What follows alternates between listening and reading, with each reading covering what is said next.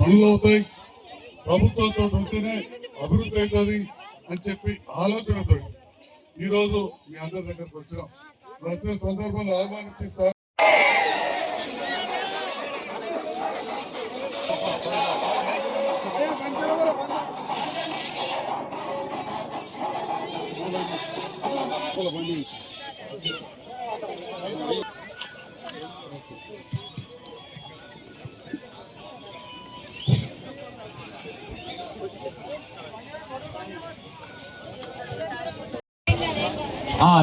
మన చాలా మాట్లాడతారు.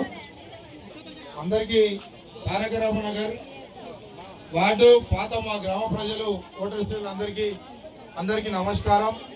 అందరు అక్క చెల్లెలకు అన్నదమ్ములకు ఇది మా ఇల్లు లాంటిది. ఒక్కసారి నేను చెప్పే విషయం ఏంటంటే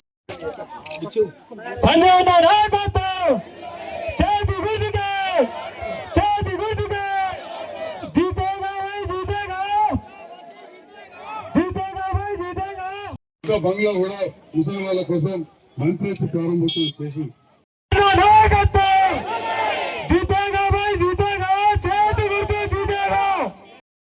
సార్ నన్ను పెట్టినందుకు సారు మాట మీదకి వెళ్ళి మీ వార్డుని అభివృద్ధి చేసి చూపెడతా.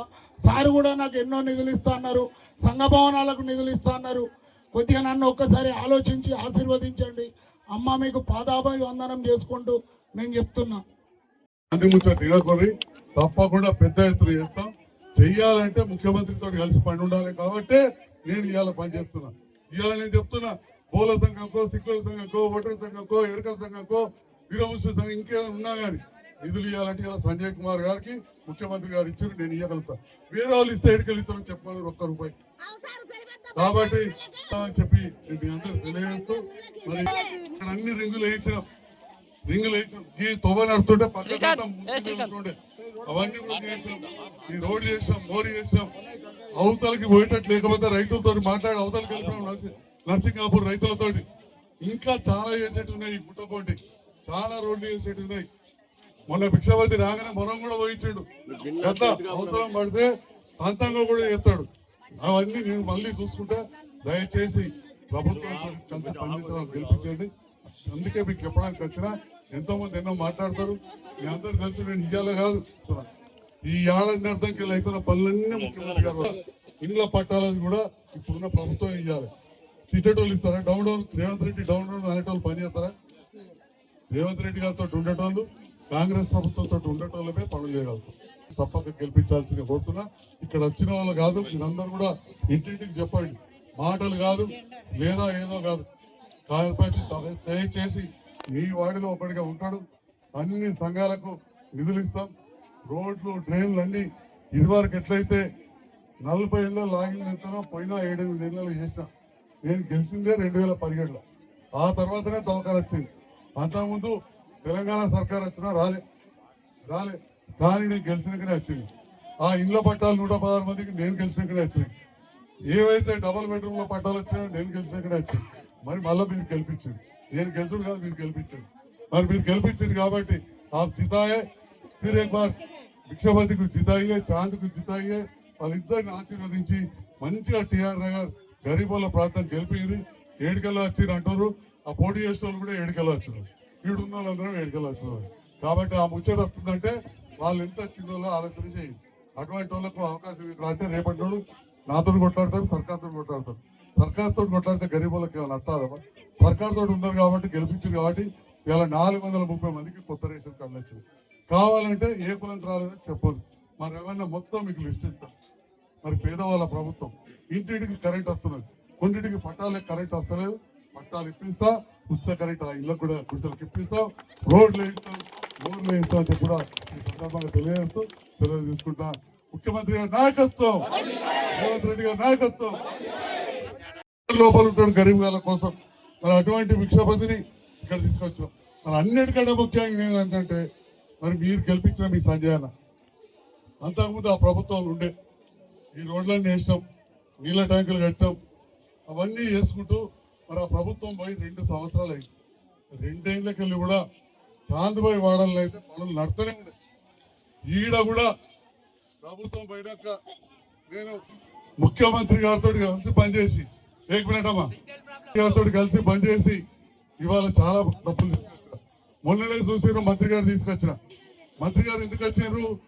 సంజయ్ అన్న ప్రభుత్వంతో సర్కార్తో పనిచేస్తుంది కాబట్టి వచ్చాడు. ఇప్పుడు నాతోటి పనిచేస్తే అప్పటి నాయకులు చేశారు, ఇప్పుడు ప్రభుత్వం మారింది. ఇప్పుడు ఎవరు చేస్తారు? చాంద్రబాయి భిక్షపతి. భిక్షపతి ఉంటే మీకు అభివృద్ధి అవుతుంది. మీరు ఆలోచన చేయండి, సోచ్ లీజియే. వాళ్ళ వీళ్ళ మాటలు వినకొని అప్పుడున్నప్పుడు చర్చకు డబ్బులు ఇచ్చినాం, మసీదుకి ఇచ్చినాం, పూల సంఘానికి ఇచ్చినాం, సిక్కుల సంఘానికి ఇచ్చినాం, కానీ కొంచెం పనులు అనుకున్నంత కాలేదు. ఒడ్ర సంఘానికి ఇచ్చినాం, ఇంకా చాలా ఉన్నాయి. తప్పకుండా ఇప్పుడు నేను ప్రభుత్వంతో ఉన్నా. ఆల్రెడీ ఆ పెద్ద రోడ్డు మంజూరు చేయించిన, అక్కడ పెద్ద రోడ్డు కూడా మంజూరు అయిపోయింది. ప్రతి రోడ్డు మోరి ఏది కూడా మిగలకుండా చేస్తాం. ఇక్కడ ఇంకో సమస్య ఉన్నది. మరి భిక్షపతి వచ్చిన 15 రోజులు ఆయన ఉంటున్నాడు, మీ అడవిలు ఉంటున్నాడు. వారు ఆయనతో పాటు ఉన్న నాయకులు ఇక్కడ కొందరికి పట్టాలు లేవు. మీరు ఒక్కటి యాదకుంచుకోండి. పోయిన ప్రభుత్వం ఉన్నప్పుడు నేను 116 మందికి ₹1 లేకుండా పట్టాలు ఇప్పించిన. అంతకుముందు పట్టాలు కావాలంటే పైసలు అవసరం ఉంటుండే. 116 మందికి పట్టాలు ఇప్పించిన కలెక్టర్ ఆఫీసులో నేనే ఉండి. డబల్ బెడ్రూమ్ ఇల్లు ఇప్పించిన. అంతకుముందు ఇందిరమ్మ కాలువలనే మొదలుపెట్టారు. ఆ సీనియర్ నాయకులు దాన్ని వదిలేసాడు. సీనియర్ నాయకులు వదిలేస్తే మళ్ళీ నేను గెలిచిన తర్వాత మొదలుపెట్టినాక దాదాపు 250 మందికి వచ్చినాయి. కానీ ఎవ్వరు కూడా అక్కడ పోయి ఉండే పరిస్థితి లేకుండే. ఎందుకు లేకుండే? నీళ్లు లేవు, కరెంటు లేదు, పాయకానాలకు సెప్టిక్ ట్యాంక్ లేదు, దవాఖానా లేదు, బడి లేదు. మరి అటువంటి సందర్భాల్లో నేను గౌరవ ముఖ్యమంత్రి దగ్గరికి అయినా, ఆ కాంట్రాక్టర్ని అడిగినా, నాకు ఇంక 25 కోట్లు రావాలి, నేను ఇంకా 35 కోట్ల పని నేను ఎక్కడ చేస్తాను సార్, నేనే మొత్తం బర్బాద్ అయిపోయినా అన్నాడు. అటువంటి అప్పుడు ప్రభుత్వం మారింది. కొత్త ప్రభుత్వం వచ్చినాక పాస్ అయి మొదలు పెట్టాలంటే ఇంకా ముందు చేస్తారు. మీకు తెలియదు ఏమున్నది. మరి నేను చెప్పిన సార్, నేను అటుకెళ్ళి గెలిపించాను నమ్మకంతో. నేను అందరితో కొట్లాడటం కాదు. వెనుకటికెళ్ళి మాది కాంగ్రెస్ కుటుంబం. కానీ అప్పుడున్న పరిస్థితుల్లో ఈ సీనియర్ నాయకులు మా కుటుంబం ద్వారానే వచ్చాడు కాంగ్రెస్లోకి. మొన్న వారే చెప్పిండు, నేను చొక్కారావు గారి నేతృత్వంలో కాంగ్రెస్ లో జాయిన్ అని చెప్పాడు. కావాలంటే చాంద్రబాయి ఇంపిస్తాడు, భిక్షపతి ఇంపిస్తాడు. మొన్న 15 రోజుల కింద మరి ఆ చొక్కారావు గారు అనేటోళ్ళు నాకే తాత. మా అమ్మకు మేనమా బిడ్డ నేను చేసుకున్నాను. అంత పెద్ద నాయకుడు ఆయన. మంత్రి కాలువలప్పుడు, ఈ డబల్ బెడ్రూమ్ అప్పుడు ఎంపీ కలిసి పనిచేస్తుంది. ఎందుకోసం?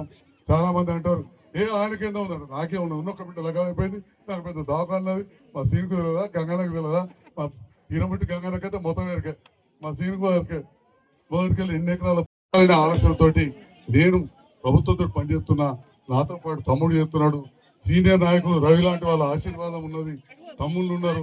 కులాల కథంగా కొందరికి కరెంటు లేదు, పట్టాలు లేవు, ఇంకా కొన్ని రేషన్ కార్డు రావాలి. ఈ ప్రభుత్వం వచ్చినా కొత్త రేషన్ కార్డులు వచ్చినాయి. మీరు చూసింది కదా, ఎన్ని వచ్చినాయి అన్న రవీనా? రేషన్ కార్డులు 2 రేషన్ కార్డులు వచ్చినాయి. ఒక్కొక్కళ్ళకి 6 కిలోల బియ్యం, అది కూడా సన్న బియ్యం. మరి రేవంత్ రెడ్డి సర్కార్ పనిచేస్తున్నట్టా లేదా? మరి ఇంకా 3 ఏళ్ళు ఉన్నది. చేతి గుర్తు కాక ఇప్పుడు వేరే దిక్కైతే ఓటు మూట వారేసినట్టు అయితే. వాస్తవానికి మరి మీరు ఆలోచన చేయాలి. తప్పకుండా మీరు ఆలోచన చేయండి. ఎవరికి ఓటేస్తే ఇప్పుడు ప్రభుత్వం అనుకూలంగా ఉంటుంది. మరి అనుకూలంగా ఉండే ప్రభుత్వాన్ని మనం చేయాలి. అందుకని చెప్పే నేను ఈరోజు భిక్షపతిని అక్కడ చాంద్రుని గెలిపి అని చెప్పడానికి వచ్చిన. ఇక కొందరు నాయకులు నా గురించి ఏదో ఉల్టా పుల్టా మాట్లాడుతున్నారు. ఇక మీకు అందరికి తెలియదు ఏమన్నది, నేను గెలిచేదానికి వాళ్ళు తెలియదు. ఇక వాళ్ళు చెప్పుకుంటూ తిరుగుతున్నారు. అప్పుడు ఇప్పుడు వచ్చి నేను అన్ని పని మొదలుపెట్టినప్పుడు టైంకి వచ్చి నిలబడదు, తమ్మి కొట్టు కొబ్బరికాయ కొడుతురు. ఎవరైనా కౌన్సిలర్ స్థాయిలో కోట్ల రూపాయలు తెచ్చే పరిస్థితి ఉంటుందా? ఎక్కడైనా ఉంటుందా? ఇస్తే ఏడుకెళ్ళి తెస్తారంటే అడుగురు. ఎమ్మెల్యేలకే ఉండదు. ముఖ్యమంత్రితో మంచిగా లేకపోతే మరి నేను ముఖ్యమంత్రితో మంచుకున్నా. మన కరీంనగర్లో చెప్పారు, సంజయ్ మున్సిపాలిటీకి నిధులు కావాలని చెప్పమన్నాడు. ఇక మా చంద్రయ్య డబల్ బెడ్రూమ్ కదా అలా బిడ్డకి ఇల్లు వచ్చింది. లింగంపేట ఉంటాడు. అడుగురి, ఈ సర్కార్ వచ్చాక కరెంటు లేకుండే, నీళ్లు లేకుండే, పైకలు లేకుండే. సార్ లేకపోతే డబుల్ బెడ్రూమ్ లేదు, ఈ అభివృద్ధి లేదు. సార్ లేకపోతే పడిపోతుండే, స్ట్రీట్ లైట్ లేకుండా ఏం లేకుండా అంత బేక్ ముచ్చారు. 18 ఏళ్ళ నుంచి ఇందిరాబాద్ ఏం జరిగిందో చూసుకోండి.